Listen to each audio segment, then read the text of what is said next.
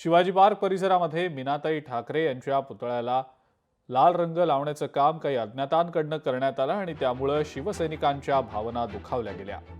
रंग फेकलेल्या अज्ञातांचा अद्यापही शोध लागलेला नाही। याविषयी ठाकरे बंधूंचे चंदू मामा यांच्यासोबत आमची प्रतिनिधी मीनाक्षी म्हात्रे हिनं संवाद साधलाय, पाहूया।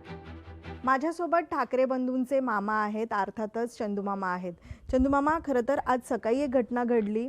मीनाताई ठाकरे म्हणजे ह्यांचाच पुतळा जो शिवाजी पार्क परिसरामध्ये आहे, त्या ठिकाणी काही अज्ञातांनी लाल रंग फेकण्याचा प्रयत्न केला।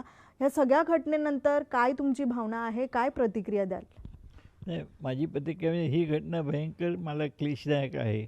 आज मीनाताई सगळ्या महाराष्ट्राच्या आणि पूर्ण शिवसैनिक आणि मनसैनिकांच्या आई समान आहेत।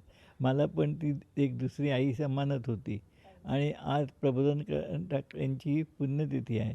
त्यांनी त्यांच्या चरित्रामध्ये लिहिलं आहे की ही माझी सून नसून आई आहे। एवढ्या सोज्वळ आणि सज्जन अशा महिलेला, स्त्रीला ज्यांची जी विटंबना करतात त्यांची किती निर्लज्ज असतील आणि किती हीनबुद्धी असेल याची कीव येते।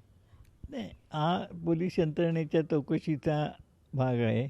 ते त्यांच्या परीने चौकशी करतील आणि आज न उद्या हा माणूस ही जी व्यक्ती असेल ती नक्कीच पोलिसांच्या तावडीत येईल आणि त्यावेळी त्याला जी शिक्षा आहे ती शासनाच्या आणि नियमाप्रमाणे नक्की होईल। 8 तुकड्या ज्या आहेत त्या तैनात करण्यात आलेल्या आहेत। जवळपास असलेले सगळे CCTV जे आहेत ते देखील तपासले जात आहेत। त्यामुळे लवकरात लवकर या अज्ञात व्यक्तींचा शोध घेतला जाणार असल्याचं देखील सांगितलं जात आहे।